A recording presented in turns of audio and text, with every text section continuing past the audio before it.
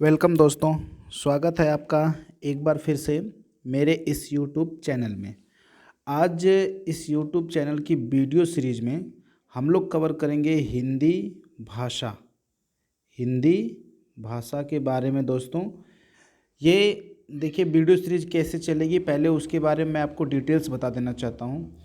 जैसे हिंदी हम लोग पूरा कवर करेंगे जो बहुत ही इम्पोर्टेंट होगा यूपी टेट के लिए, और जो भी जहाँ पर भी हिंदी पूछा जाता है जैसे बीईओ एग्ज़ाम के लिए, अगर आप सुपर टेट की तैयारी करने की सोच रहे हैं तो उसके लिए भी, और साथ ही साथ सी टेट के लिए भी ये बहुत इम्पॉर्टेंट होने वाला है। उन सारे एग्ज़ाम्स के लिए बहुत इम्पॉर्टेंट है जिसमें हिंदी पूछी जाती है। ठीक है दोस्तों, क्लियर हुआ? तो मैं चाहूँगा कि सबसे पहले आप चैनल को सब्सक्राइब कर लें और बेल आइकन को प्रेस कर लें ताकि आने वाली वीडियो का नोटिफिकेशन आपको बराबर मिलता रहे दोस्तों। ठीक है, अगर आप तैयारी करना चाहते हैं तो चैनल को सब्सक्राइब करिए और बेल आइकन को प्रेस करिए, वीडियो को लाइक करिए, शेयर करिए, सब्सक्राइब करिए ताकि आने वाली वीडियो का नोटिफिकेशन आपको मिलता रहे दोस्तों। ठीक है, चलिए शुरू करते हैं, बहुत लेट ना करते हुए हम लोग वीडियो को शुरू करेंगे। तो सबसे पहले हम लोग देखेंगे कि हिंदी भाषा का विकास किस हिसाब से होता है। ठीक है, हिंदी भाषा का विकास, तो जैसे पहले हम ये जानना चाहते हैं कि भाषा किसे कहते हैं। देखिए, भाषा हिंदी एक भाषा है, जैसे हिंदी एक लैंग्वेज है, एक भाषा है। ठीक है, हिंदी भाषा किसे कहते हैं? देखिए, भाषा एक अभिव्यक्ति का माध्यम होता है, यानी कि बोल चाल का माध्यम होता है, अपने विचारों के आदान प्रदान का माध्यम होता है। तो भाषा में हम लोग क्या करते हैं, ध्वनि संकेत होते हैं। जैसे मान लीजिए कोई ध्वनि, ये लिखा गया है क, अब इससे हम बोल रहे हैं क, तो ये इसका उच्चारण हो गया। ठीक है, तो ये संकेत जो है, संकेत को हम लोग किस में कन्वर्ट कर दीजिए, ध्वनि में बदल दिए हैं। तो उच्चारित ध्वनि संकेतों की सहायता से अपने भाव या विचार को व्यक्त करना, अपने भाव या विचार को व्यक्त करना क्या कहलाता है, भाषा कहलाता है। देखिए, भाषा श्रव्य होती है। अगर आप ये सोचते हैं कि भाषा दृश्य और श्रव्य होती है तो ये नहीं होता है, भाषा केवल श्रव्य होती है। दृश्य क्या क्या आप देख पाते हैं, संकेत देख पाते हैं, जो लिपि लिखी गई है, जो भाषा लिखी गई है उसको आप देख पाते हैं। ठीक ना, लेकिन भाषा जो होती है एक्चुअल में क्या होती है, श्रव्य होती है। क्लियर हुआ दोस्तों यहाँ तक? तो ध्वनि संकेतों की सहायता से अपने भाव को निकाल देना, बता देना, वो क्या कहलाता है, भाषा कहलाता है। और भाषा को हम सुन सकते हैं, भाषा श्रव्य होती है। साथ ही साथ हम देख लेते हैं लिपि क्या है। जैसे कोई भी भाषा है वो किसी न किसी लिपि में लिखी जाती है। ठीक है, जैसे मान लीजिए ये हम क बना रहे हैं, इसके बाद ये ख बना रहे हैं, ये जो भी बना रहे हैं हम, ये एक संकेत है और इस लिपि का नाम है देवनागरी लिपि। तो लिख कर भी हम अपने भाषा विचारों को अभिव्यक्त कर सकते हैं, लेकिन अगर लिखित वर्ण या संकेत की सहायता से हम अपने भाव या विचार को व्यक्त करते हैं तो उसे क्या कहते हैं, लिपि कहते हैं। या ऐसे भी कह सकते हैं कि भाषा जिस रूप में लिखी जाती है, भाषा जिस रूप में लिखी जाती है उसे क्या कहते हैं, लिपि कहते हैं। लिपि दृश्य होती है, लिपि को आप देख सकते हैं। जैसे कोई लिपि लिख दी गई है, ये एक लिपि में है जिसका नाम है देवनागरी लिपि। तो लिपि क्या होती है दोस्तों, श्रव्य होती है। ठीक है दोस्तों, क्लियर हुआ होगा यहाँ तक? यहाँ तक तो क्लियर हो गया होगा कि भाषा जो होती है श्रव्य होती है, लेकिन लिपि जो होती है दृश्य होती है। चलिए अब हम लोग क्रम से पढ़ना चाहते हैं कि हिंदी भाषा का विकास किस क्रम में हुआ है। तो हिंदी भाषा का क्रमिक विकास पढ़ेंगे। देखिए, कुछ ऐतिहासिक चीज़ें कि हिंदी भाषा का इतिहास लगभग 1000 वर्ष पुराना माना गया है। 1000 वर्ष पुराना माना गया, ये तो थोड़ा सा आगे चल के अभी इस पर कुछ हम लोग डिस्कस कर लेंगे कि ये 1000 वर्ष पुराना है या और ज़्यादा पुराना है। ठीक है, आगे देखिए, संस्कृत भाषा की सबसे प्राचीन भाषा है। संस्कृत भाषा की सबसे, भारत की सबसे प्राचीन भाषा कौन है, संस्कृत है। और संस्कृत को ही आर्य भाषा या फिर देव भाषा भी कहा जाता है। क्लियर हो गया होगा? आगे बढ़ते हैं, अगले पेज पे आते हैं। अगला पेज है हमारा। देखिए, कुछ फैक्ट हम यहाँ पे लिखे हैं, हम आपको बताना चाहते हैं इन फैक्ट के बारे में। हिंदी जो है आर्य भाषा, जो संस्कृत है उसी की उत्तराधिकारी मानी जाती है। ये माना जाता है कि जो आर्य भाषा हमारी संस्कृत है, आर्य भाषा से क्या बना है, हिंदी भाषा बनी है। तो ये माना जाता है कि हिंदी जो है आर्य भाषा की उत्तराधिकारी है। अच्छा, हिंदी शब्द का अर्थ हम समझ लेते हैं। हिंदी शब्द का अर्थ है जो हिंदी से संबंधित है या हिंद देश से संबंधित हो, उसे हम लोग कहते हैं हिंदी। कहीं कहीं पे आपको ये मिलेगा कि हिंदी फारसी का शब्द है, लेकिन दोस्तों ये सही नहीं है। हिंदी फारसी का नहीं बल्कि हिंद शब्द जो होता है वो फारसी है, हिंदी नहीं। हिंद शब्द, हिंदी और हिंद में फ़र्क समझिएगा। हिंदी शब्द नहीं फारसी का है, बल्कि कौन सा शब्द है, हिंद शब्द जो है वो फारसी का शब्द है, ठीक ना। हिंदी शब्द की उत्पत्ति कैसे हुई, थोड़ा सा ये समझने की कोशिश करते हैं। हिंदी शब्द की उत्पत्ति सिंधु या सिंध से हुई है, सिंधु या सिंध से हुई, क्योंकि ईरानी भाषा है ये सिंधु या सिंध। और ईरानी भाषा में स को क्या बोला जाता है, ह बोला जाता है। ईरानी भाषा में स को हम लोग क्या बोलते हैं, ह बोला जाता है। तो ये माना जाता है कि हिंदी की उत्पत्ति सिंध या सिंधु से हुई है। तो इस प्रकार से हम कह सकते हैं कि हिंदी जो है वो सिंधु शब्द का प्रतिरूप है। सिंधु शब्द का क्या है, बदला हुआ रूप है हिंदी, ठीक ना। आगे चल करके इतिहास में क्या हुआ कि जो हिंद शब्द था वो पूरे भारतवर्ष को डिनोट करने लगा। अगर हिंद की बात कर दी गई तो इसका मतलब क्या हो गया, भारतवर्ष। पूरे भारत का पर्याय बन गया हिंद, और इसी हिंद से क्या बन गया दोस्तों, हिंदी शब्द बन गया। हिंद कौन सा शब्द है, हिंद फारसी भाषा का शब्द है, ठीक है। अब हिंदी भाषा जो है वो भारोपी परिवार की आधुनिक काल में से एक है। किस परिवार से संबंधित है हिंदी भाषा, भारोपी परिवार से, ठीक है। थोड़ा विकास क्रम देखने की कोशिश करेंगे कि भारतीय आर्य भाषाओं का विकास किस हिसाब से होता है। तो इसको हम लोग यहाँ पे देखेंगे। देखिए, भारत की सबसे प्राचीन भाषा कौन सी है, संस्कृत। संस्कृत से पाली, पाली से प्राकृत, प्राकृत से फिर कहाँ गया, अपभ्रंश, और अपभ्रंश से बना हिंदी, ठीक ना। प्राचीन हिंदी, आधुनिक हिंदी, ये सब अपभ्रंश से बना है। हिंदी जो है टोटल 3000 भाषाओं में से एक है दोस्तों, 3000 भाषाओं में से एक है। हाँ, कभी कभी पूछा था कि हिंदी की आकृति कैसी है, तो हिंदी की आकृति है वियोगात्मक। और हिंदी की आदि जननी किसे कहते हैं, यानी कि जन्मदात्री किसे कहते हैं, तो संस्कृत को कहते हैं। और एक और क्वेश्चन इसी तरह था कि मतलब कि हिंदी को संस्कृत का उत्तराधिकारी भी माना जाता है। आर्य भाषा जो संस्कृत थी उसका उत्तराधिकारी किसको माना जा रहा है, हिंदी को माना जा रहा है, ठीक है दोस्तों। आइए हिंदी काल का विभाजन देख लेते हैं। हिंदी काल को 3 भागों में बांटा गया। कितने भागों में बांटा गया दोस्तों, 3 भागों में बांटा गया है।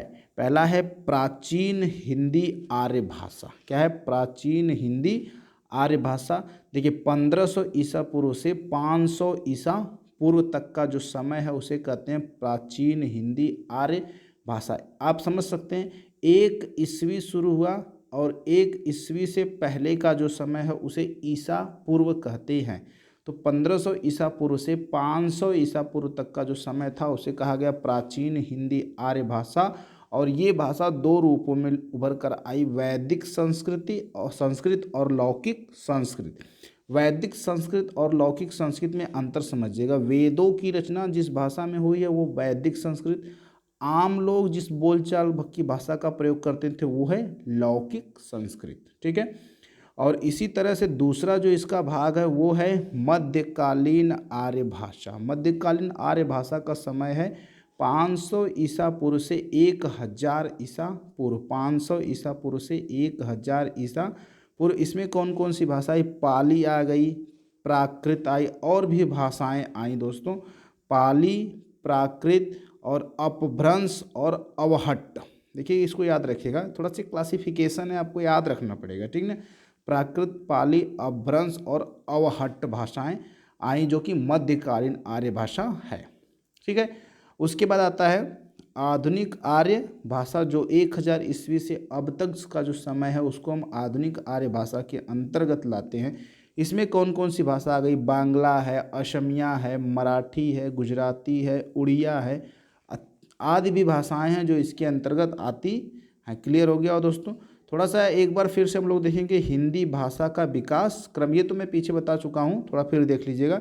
हिंदी भाषा का विकास क्रम, सबसे प्राचीन भाषा संस्कृत, उसके बाद पाली, फिर प्राकृत, और उसके बाद फिर आया अपभ्रंश, और अपभ्रंश से बना प्राचीन हिंदी, प्राचीन हिंदी से बना प्रारंभिक हिंदी, ठीक है दोस्तों।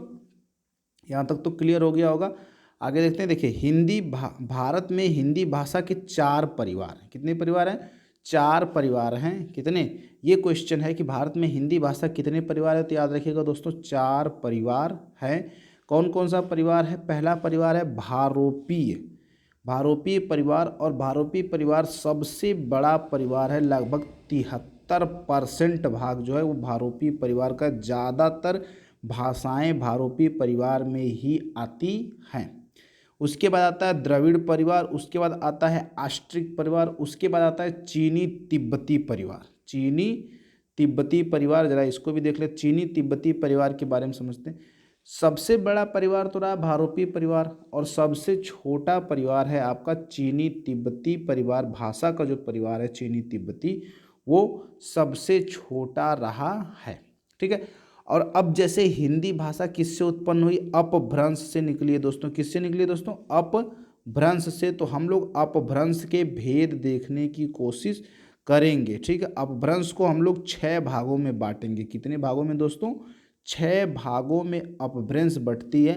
पहला है सौरसेनी, दूसरा है मागधी, तीसरा है अर्धमागधी, चौथा है खश, पांचवा है ब्राचड़ और छठवां है महाराष्ट्री। ठीक ना। ये आपको पता चल गया होगा कि कौन कौन सी भाषाएं। मैं इसको थोड़ा सा डिलीट करता हूँ, आगे देखिएगा आप कौन कौन सी भाषाएं। सबसे पहला हम लोग देखेंगे सौरसेनी। कौन सा देखेंगे? सौरसेनी। सौरसेनी के अंतर्गत कौन कौन सी भाषाएं? पश्चिमी हिंदी का जो रूप है आज के समय में गुजराती है और राजस्थानी है। ये अपभ्रंश के सौरसेनी से विकसित हुई है। ठीक है। उसी तरह से बिहारी भाषा, असमिया भाषा, उड़िया भाषा, बांग्ला भाषा, ये सब अपभ्रंश के मागधी से विकसित हो रही हैं। सौरसेनी से कौन? पश्चिमी हिंदी, गुजराती, राजस्थानी। मागधी से कौन? बिहारी, असमिया, उड़िया और बांग्ला भाषाएं विकसित हुई हैं। पूर्वी हिंदी किस भाषा से विकसित हुई है? अर्धमागधी से। कौन सी? पूर्वी हिंदी की भाषा विकसित हुई है। पहाड़ी भाषा किससे विकसित हुई है? तो दोस्तों पहाड़ी भाषा विकसित हुई है अपभ्रंश के खस से विकसित हुई है पहाड़ी भाषा। पंजाबी भाषा, सिंधी भाषा किससे निकली है? ब्राचड़ से निकली है। और मराठी भाषा किससे निकली है? महाराष्ट्र से निकली है। ठीक है दोस्तों, ज़्यादा उलझने की ज़रूरत नहीं है। आपको सिर्फ 2 भाषाओं को याद रखना है। एक है आपका पश्चिमी हिंदी और एक है आपका पूर्वी हिंदी। ठीक है दोस्तों, तो पूर्वी हिंदी अर्धमागधी से और पश्चिमी हिंदी सौरसेनी से निकली हुई है। ठीक है। अब थोड़ा सा कुछ और क्वेश्चंस देख लेते हैं। हिंदी भाषा का शिशु काल यानी शुरुआत का काल किसे कहा जाता है? आदिकाल को।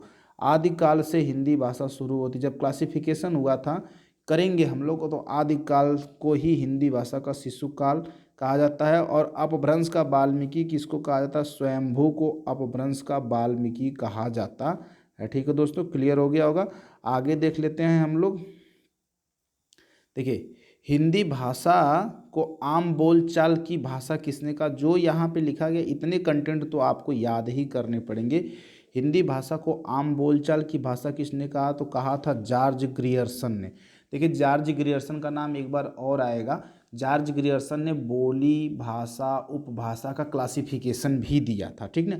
भारत की सारी लिपियां निकली हैं किससे? ब्राह्मी लिपि से निकली। संस्कृत भाषा जो लिखी जाती थी वो कौन सी लिपि में लिखी जाती थी? ब्राह्मी लिपि में लिखी जाती थी। और इसको वैदिक आर्यों ने शुरू किया था। देखिए वैदिक संस्कृत और लौकिक संस्कृति क्लासिफिकेशन अभी आप देखे हैं पीछे, तो उसी संस्कृत की जो भाषा थी उसी संस्कृत भाषा की लिपि कौन सी है? ब्राह्मी लिपि है। अब इसका कैसे डिवाइडेशन हुआ? तो ब्राह्मी लिपि गुप्त काल का समय था। गुप्त काल के आरंभ में ब्राह्मी लिपि के 2 भाग हो जाते हैं। 2 भाग कौन कौन से हुए?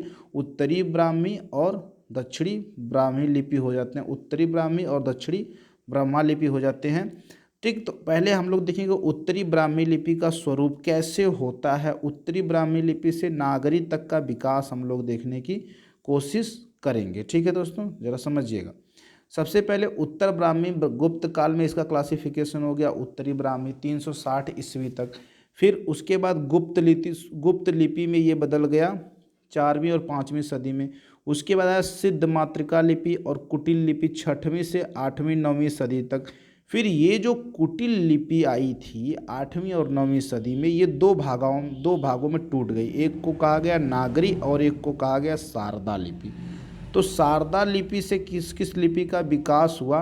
तो शारदा लिपि से विकास हो रहा है दोस्तों, इसको हटाता हूँ। शारदा लिपि से विकास हुआ गुरुमुखी का, कश्मीरी का, लहंदा लिपि और टाकरी लिपि का विकास किस लिपि से हुआ है? शारदा लिपि से होता है। और इसी तरह से जो अपना दूसरा वाला क्लासिफिकेशन है, नागरी जो अभी बटा है, कुटिल लिपि जो नागरी और शारदा में बटी है, तो नागरी से दो शाखाएं बनती हैं।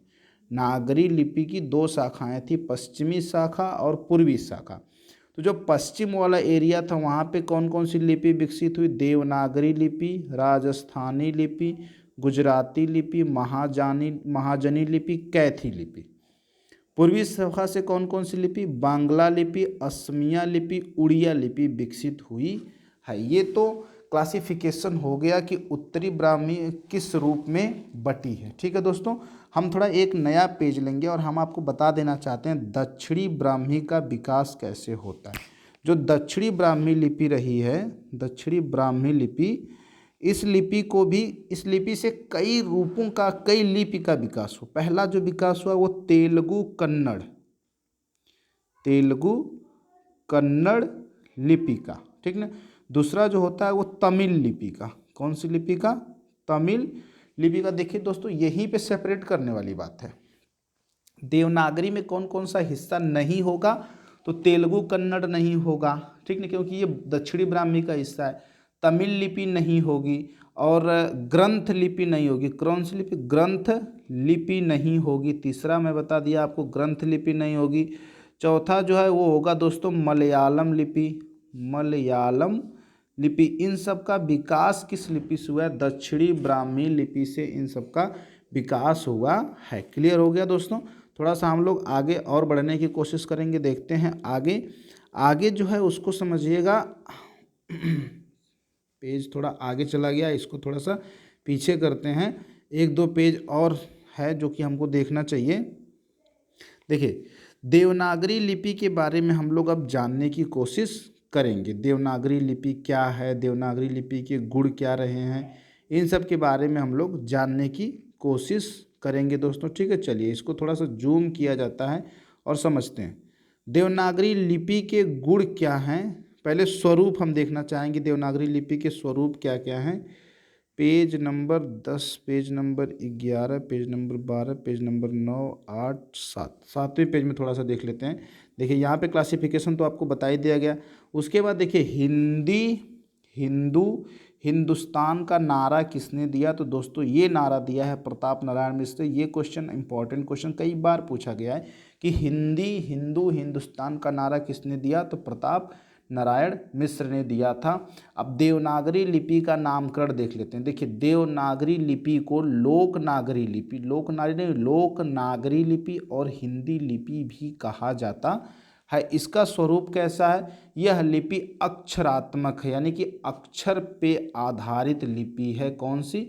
आपकी देवनागरी लिपि। देवनागरी लिपि का और गुण क्या होता है कि यह लिपि बाईं से दाईं ओर लिखी जाती है। यानी जैसे ऐसे लिखना है, मान लीजिए राम घर, ऐसे लिखना है ना, तो ये हो गया बायां वाला हिस्सा और ये हो गया दायां वाला हिस्सा। तो बाएं ओर से दाएं ओर हम लोग लिखते हैं देवनागरी लिपि को। ठीक है दोस्तों, क्लियर हो गया होगा। और देवनागरी लिपि के गुण क्या क्या है, क्या क्या इसकी खास प्रॉपर्टी है देवनागरी लिपि की, जरा समझते हैं। देखिए देवनागरी लिपि के गुण हैं कि इसमें एक वर्ण के लिए एक ही ध्वनि है। एक वर्ण के लिए एक ही ध्वनि है। ये वर्ण है, एक वर्ण के लिए एक ही ध्वनि है। और सबसे बड़ी बात कि जो ध्वनि का नाम होता है वही वर्ण का भी नाम है। जैसे ये क लिखा गया तो ध्वनि भी इसकी क्या निकलेगी? क निकलेगी। और क के लिए एक ही ध्वनि है, कोई और ध्वनि नहीं है। ठीक है, तो ये इसके गुण हैं। इसमें कोई भी साइलेंट वर्ड नहीं है, कोई भी मूक वर्ड नहीं है। जितने भी वर्ड लिखे जाएंगे उसको बोला जाता है, उसका उच्चारण होता है। इसका मतलब इसमें कोई भी साइलेंट वर्ड नहीं है और जो बोला जाता है वही लिखा जाता है। जैसे मैंने बोला learning together, learning with Rahul, ये आपका हो गया इंग्लिश।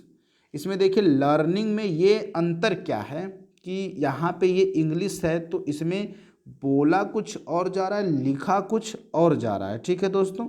लेकिन आपकी देवनागरी लिपि में ऐसा नहीं होता है। देवनागरी में जो बोला जाता है वही लिखा जाता है। जैसे मान लीजिए मैंने लिखा मोहन, तो हमने इसको लिखा मोहन, बोला भी वही, जो बोलेंगे वही हम लिखेंगे, ठीक ना। और सबसे इम्पोर्टेंट कि एक वर्ड का दूसरे वर्ड से किसी भी प्रकार का कोई भ्रम नहीं है। एक वर्ड दूसरे वर्ड से किसी भी प्रकार का कोई भ्रम नहीं। जैसे ये म है अलग है, ये भ है अलग है, दोनों की लिखावट अलग है और दोनों का उच्चारण अलग है। तो एक वर्ड का दूसरे वर्ड से कोई भी भ्रम होने वाला नहीं है, ठीक है दोस्तों। अब हम लोग देखेंगे हिंदी की उपभाषाएं और बोलियां क्या है। पहले बात तो हम ये समझने की कोशिश करेंगे कि बोली किसे कहते हैं, भाषा किसे कहते हैं, उपभाषा किसे कहते हैं, ठीक है। बोली किसे कहते हैं, एक छोटे से क्षेत्र में कम एरिया में बोले जाने वाली भाषा को क्या कहते हैं, बोली कहते हैं। जैसे बोली में साहित्य रचना नहीं होती, हम जैसे कहीं पे रहते हैं तो वहाँ की एक लोकल भाषा है, ठीक है, उस भाषा को उस निश्चित एरिया में ही बोला जा रहा है, तो उसे हम क्या कहते हैं, बोली कहते हैं। उपभाषा का स्वरूप बदल जाता है। उपभाषा किसे कहेंगे ये समझिएगा। अगर जैसे कोई भी बोली है, कोई भी बोली है और उस बोली में अगर साहित्य की रचना होने लगती है, किसकी, साहित्य की रचना होने लगती है और उसका क्षेत्र बढ़ जाता है, तो उसे क्या कहते हैं, उपभाषा, या इसी का एक और नाम है विभाषा। उपभाषा या विभाषा कहते हैं। बोली का स्वरूप छोटा होता है, ठीक ना, उपभाषा का स्वरूप उससे बड़ा होता है। बोली में साहित्य रचना नहीं होती है लेकिन उपभाषा या विभाषा में साहित्य रचना हो सकती है, ठीक है। अब भाषा को समझ लेते हैं कि भाषा किसे कहते हैं। जब किसी भी उपभाषा को एक सर्वमान्य रूप दे दिया जाता है तो उसे क्या कहते हैं, भाषा कहने लगते हैं। देखिए भाषा में साहित्य रचना तो होगी, सही है, साहित्य रचना होंगी, किताबें लिखी जाएंगी, कविताएं होंगी, क्षेत्र इसका बहुत बढ़ जाता है और सभी लोग इसको मानने स्वीकार करते हैं, सर्वमान्य रूप दे दिया गया है, ठीक है दोस्तों, क्लियर हो गया।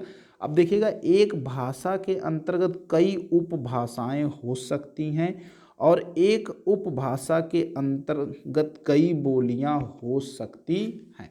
इसको मैं फिर से बताने की कोशिश करता हूं, आपको समझिएगा। जैसे ये मान लीजिए एक भाषा का क्षेत्र है, बड़ा एरिया है, तो इस भाषा के क्षेत्र में कई छोटी छोटी उपभाषाएं हो सकती हैं और एक उपभाषा के अंतर्गत कई प्रकार की बोलियां हो सकती हैं। तो सबसे बड़ा क्षेत्र किसका है, भाषा का।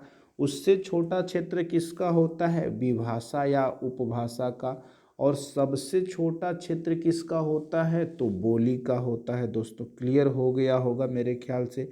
देखिए एक मैंने कहा था ग्रियर्सन का नाम आएगा, तो ग्रियर्सन ने, अब्राहम ग्रियर्सन ने भाषा, बोली और उपभाषा का वर्गीकरण प्रस्तुत किया था। किसमें किया था, modern vernacular literature of Hindustan में किया था। कब किया था, 1889 ईस्वी में अब्राहम ग्रियर्सन ने भाषा बोलियों का वर्गीकरण अलगाव प्रस्तुत किया था, ठीक है दोस्तों, क्लियर हो गया होगा।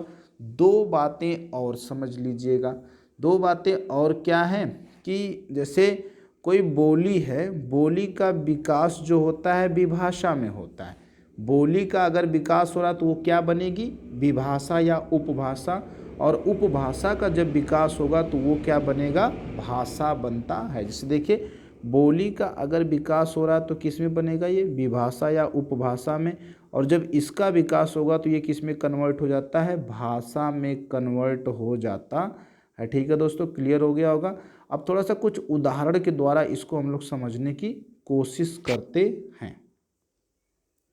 उदाहरण के द्वारा समझने की कोशिश करते हैं। देखिए, जैसे उदाहरण अगर मैं दूं आपको, तो क्या है कि जैसे भाषा है, मान लीजिए कोई भाषा है खड़ी बोली हिंदी। खड़ी बोली हिंदी एक भाषा है और उस भाषा की कुछ उपभाषा या विभाषा भी हैं। जैसे खड़ी बोली हिंदी में कई बोलियां हैं, कई प्रकार की बोलियां, जैसे ब्रज भाषा है आपकी, अवधी बोली जाती है, खड़ी बोली, भोजपुरी है, मैथिली है, और इन सब में साहित्य रचना हो सकती है, तो इन्हें उपभाषा कहा जाता है। और जिसका प्रचलित स्वरूप नहीं है या जिसमें साहित्य रचना नहीं हो सकती उसे कहते हैं बोली।